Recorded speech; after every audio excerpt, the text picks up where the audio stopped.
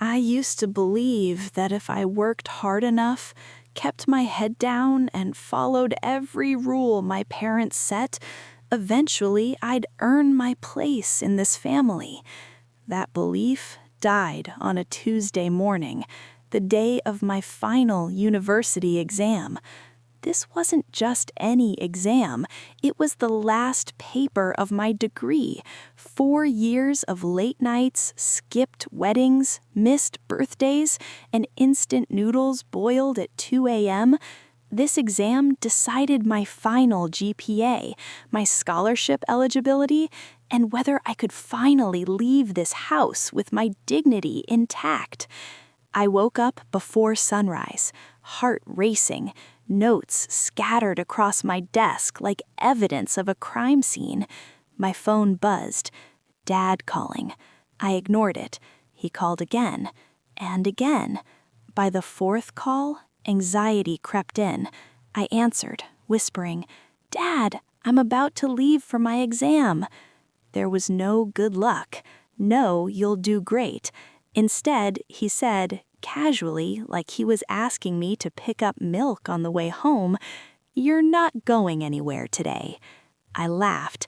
I actually laughed, thinking he was joking. "What?" I asked. "Your sister called. Her nanny canceled. The kids need someone. You'll stay home and babysit." The room went silent.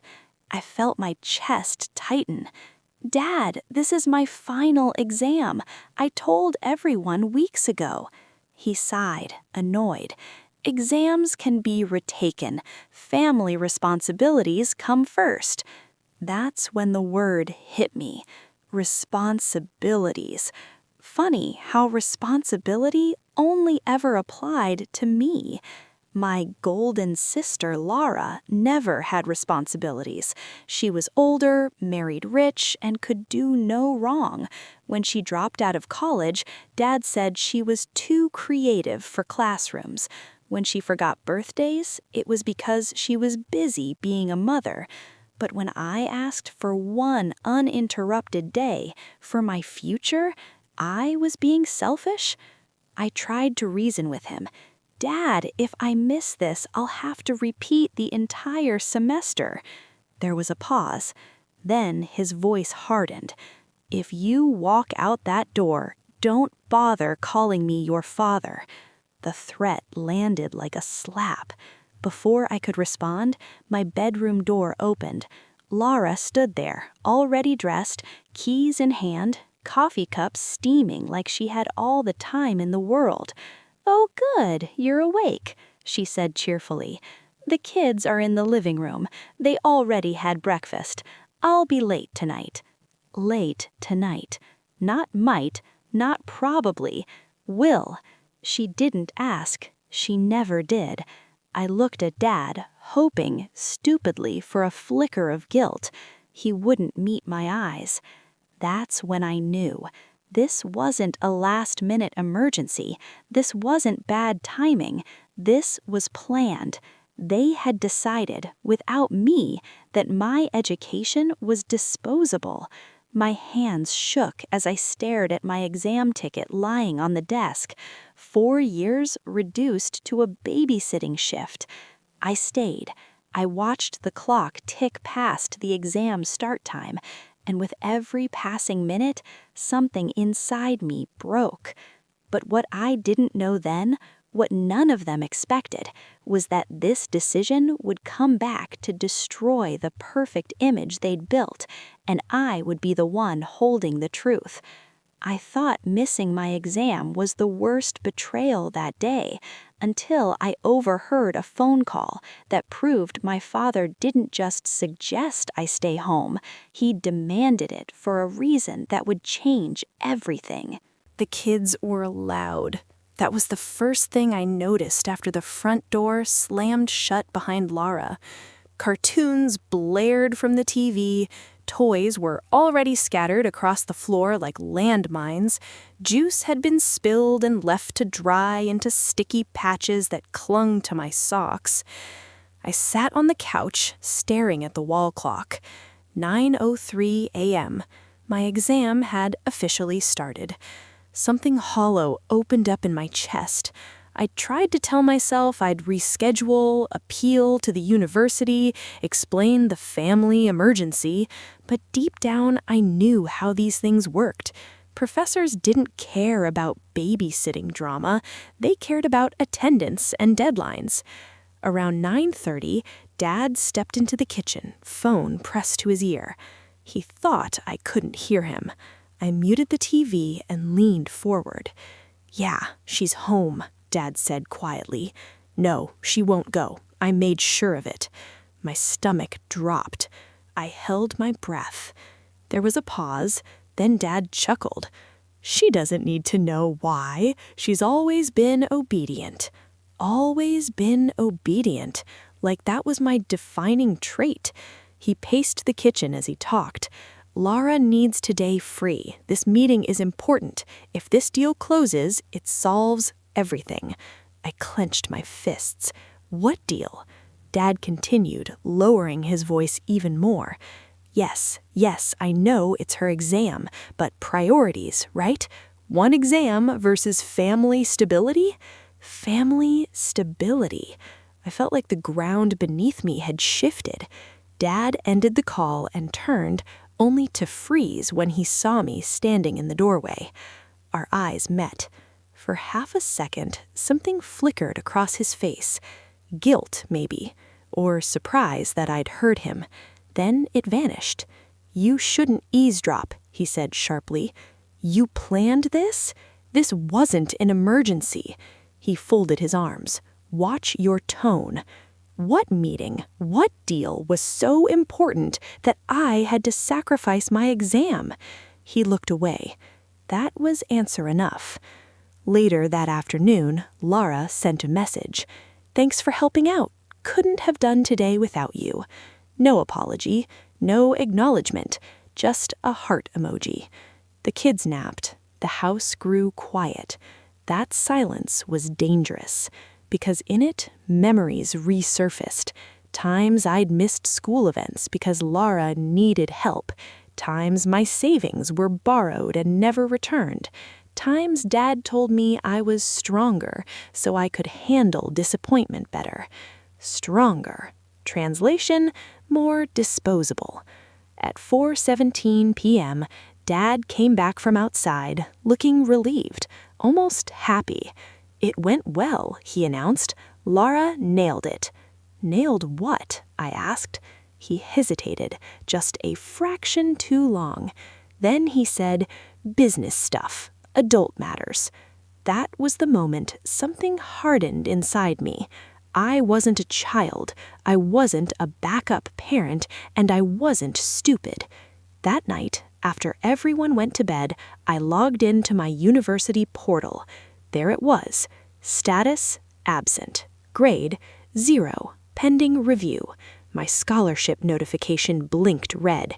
Eligibility under review due to academic non-compliance. My hands trembled. I realized this wasn't just about one exam. This was about control, about keeping me dependent, about making sure Lara's life stayed smooth even if mine shattered. But Dad made one mistake. He assumed I wouldn't dig deeper, and the next day, while helping him organize documents, I found a folder on his laptop that wasn't meant for me. Inside it was proof that missing my exam wasn't collateral damage. It was leverage. I thought my father chose my sister over me, but what I uncovered next proved he'd used my future as a bargaining chip, and the truth behind that deal would force the whole family to take sides. Dad trusted me with paperwork the way someone trusts a locked door, carelessly, assuming it will always stay shut. "Organize these," he said, sliding his laptop toward me at the dining table. "You're good with details." That line used to make me proud. Now it felt like an insult wrapped in flattery. The house was quiet again. Lara hadn't come by. She rarely did unless she needed something. Dad poured himself tea and stepped outside to take a call, leaving the laptop open. I didn't plan to snoop, but the folder was already there, open on the screen, labeled Laura, Investment Meeting. My name didn't appear anywhere. I clicked. The first document was a proposal, then emails, then scanned contracts. My heart started pounding as the picture came together. Laura was pitching a small childcare startup, something involving early learning centers. Dad wasn't just supporting her emotionally, he was co-signing, using his assets as collateral. If this deal went through, it would wipe out his remaining debts and put Laura in control of a growing business. But there was a condition. One email stood out, highlighted. Meeting must occur on Tuesday morning. All personal obligations must be cleared. No interruptions. Tuesday morning. My exam day. I scrolled further. Another email from Dad. All childcare will be handled. My younger child will stay home. Younger child. Not daughter. Not name. Just a role. My throat tightened. He hadn't forced me to stay home because Laura needed help. He'd promised someone I would. I kept reading. The final document was the one that made my hands go cold. A loan agreement, fine print, pages of legal language. Then I saw it. Secondary guarantor, educational fund access holder. That was me. My scholarship, my education fund, the account Grandma had set up before she died, earmarked specifically for my university and nothing else. Dad was using that as leverage. I felt dizzy. All those years he told me the fund was untouchable, that it was safe, that my future was secure as long as I stayed focused. He had lied, and he'd been willing to risk it, all of it, so Laura wouldn't have to cancel one meeting. The door opened. Dad walked back in. I didn't close the laptop. He froze when he saw my face. "How much did you see?" he asked quietly. "Enough," I replied. "You used my exam to guarantee her deal." His jaw tightened.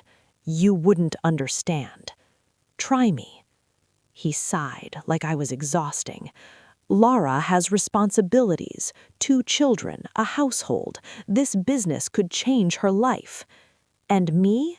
I asked. "What about my life?" "You're young. You can recover."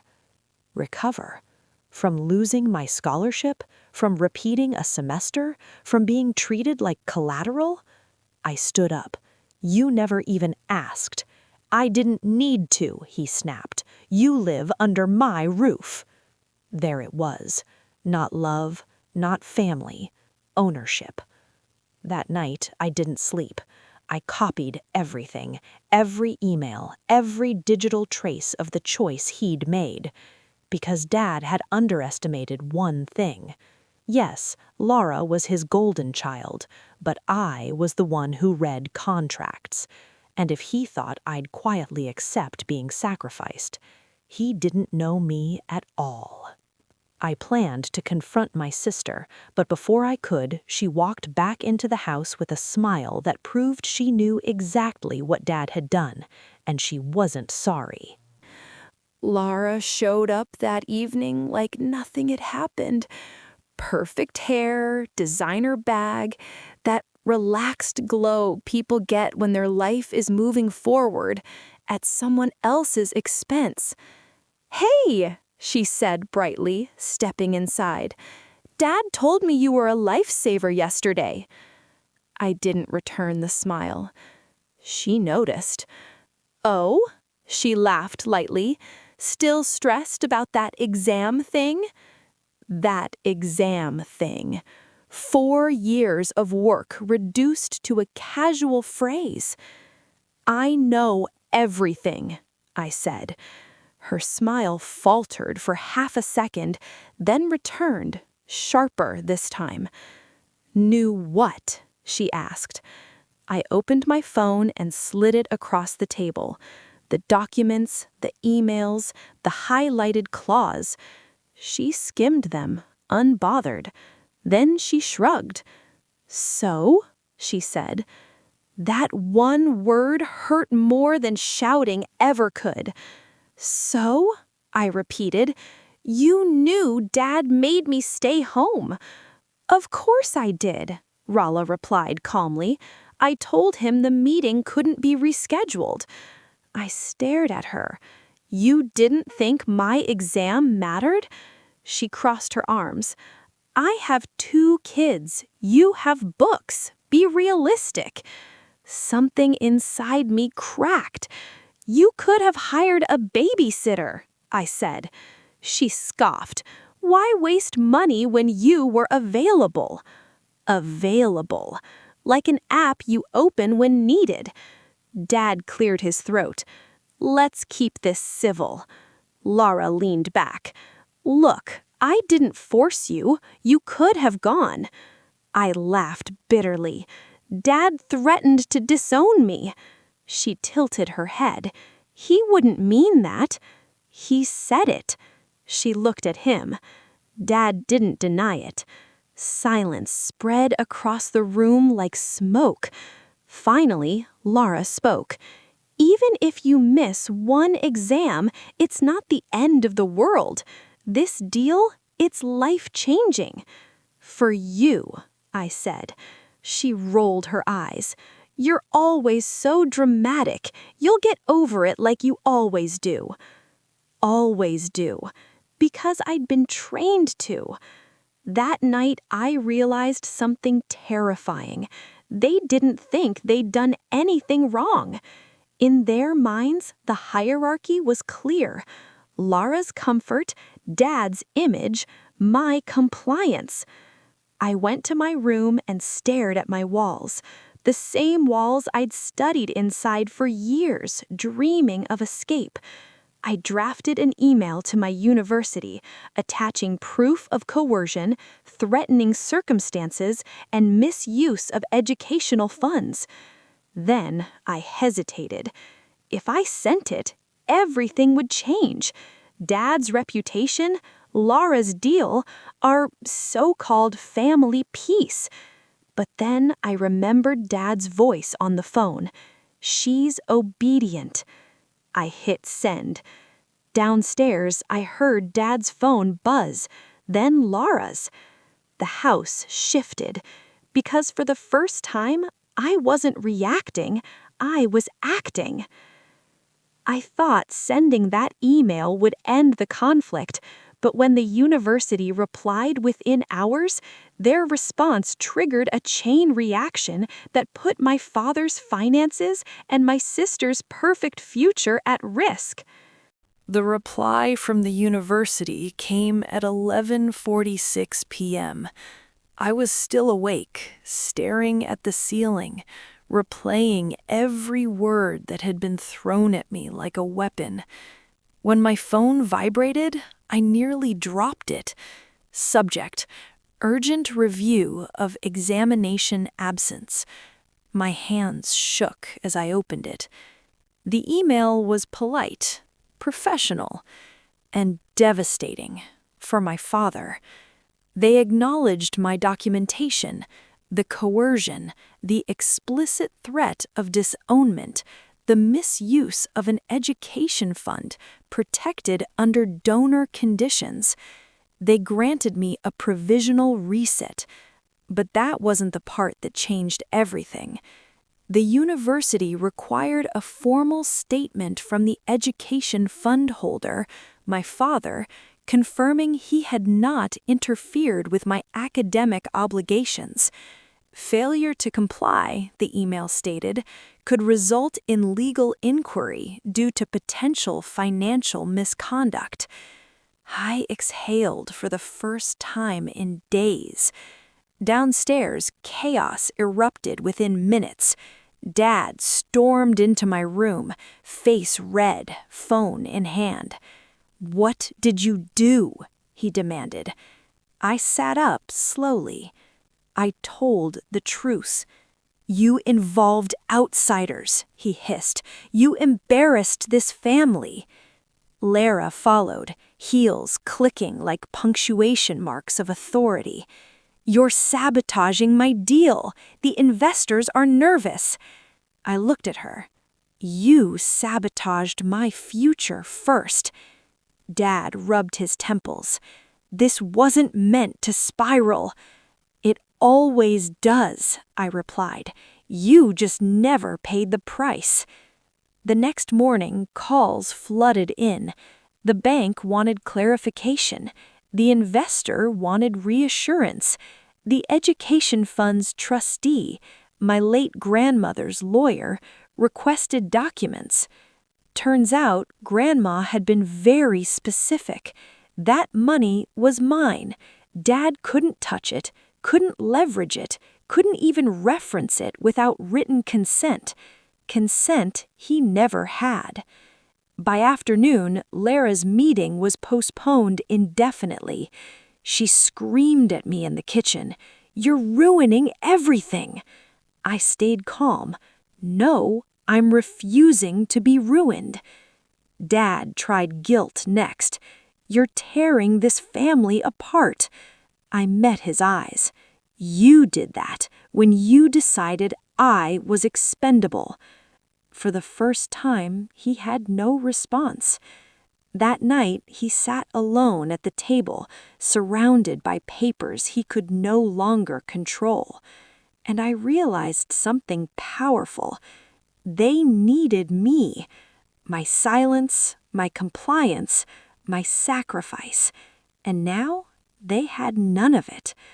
I thought standing my ground was enough, but when my father was forced to make a public choice between protecting me or saving my sister's deal, he chose wrong, and that decision cost him more than he ever expected.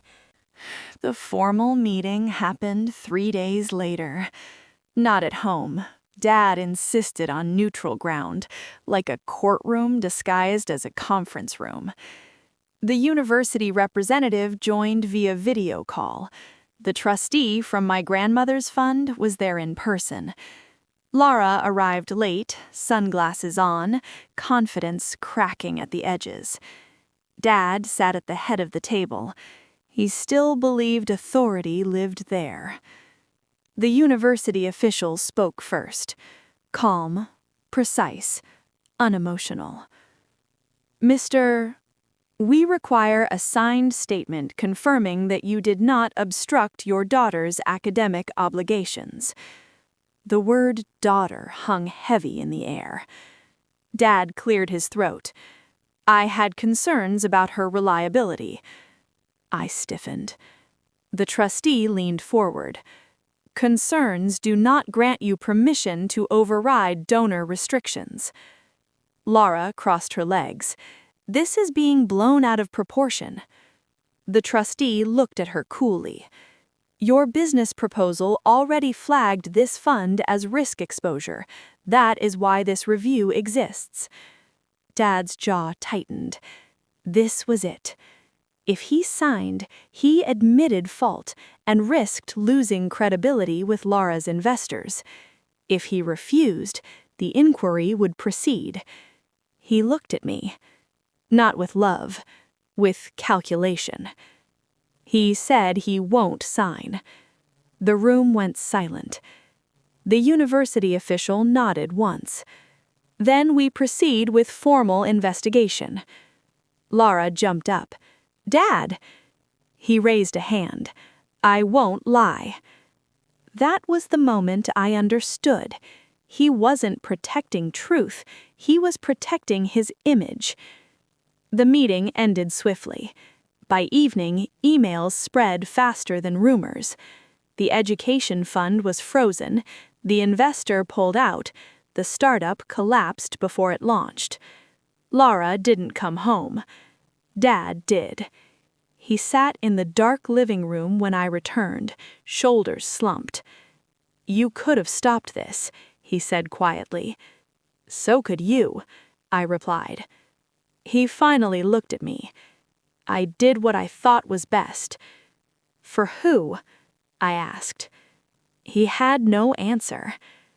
The next morning, I received my official resit schedule. 2 weeks. A second chance. Earned, not given. I packed my bag. Dad watched silently. "Where will you go?" he asked. "Somewhere I'm not collateral," I said. I walked out without waiting for permission. I thought leaving would be the end, but months later a message from my sister arrived that proved losing everything had taught her nothing, and the final confrontation would rewrite our family forever. I passed my resit. Not just passed, aced it. Walking out of that exam hall felt unreal, like stepping into a life I'd only imagined before. No one was waiting to claim credit, no one hovering to tell me what came next. For the first time, my future was quiet, and mine. I moved into a small shared apartment near campus. Nothing fancy. Thin walls, cheap furniture, freedom. Weeks passed without contact. Then months. I rebuilt myself in that silence. Until one night, my phone buzzed with a message I knew before opening. "Laura, we need to talk." I didn't reply immediately. I'd learned the power of pause. When I finally agreed to meet, it was in a cafe. Public, neutral, safe. She arrived without her usual polish. No designer bag, no confident stride. Just tired eyes and forced composure.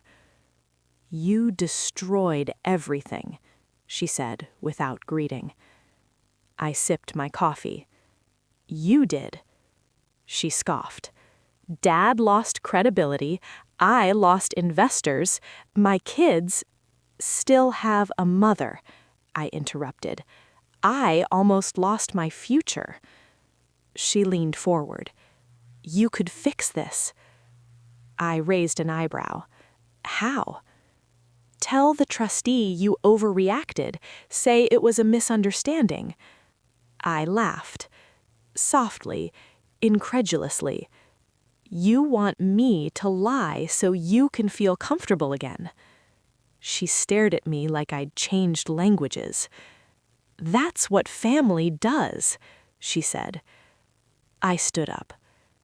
"No, that's what scapegoats do." Her face hardened. "Dad won't forgive you." I shrugged. He already chose not to. I left money on the table and walked out. Later that night, Dad sent one last message. "You've made your choice." I replied, "So did you." That was the end. I graduated with honors, secured a job offer, opened an account in my own name. I didn't win by destroying them. I won by refusing to disappear. Because the greatest betrayal wasn't missing an exam. It was being taught my whole life that my dreams mattered less. And the greatest revenge? Living like they never owned me at all. Sometimes family doesn't break you in one moment. It chips away until you stop fighting. But the day I chose myself, I didn't just pass an exam. I passed the test they never wanted me to take.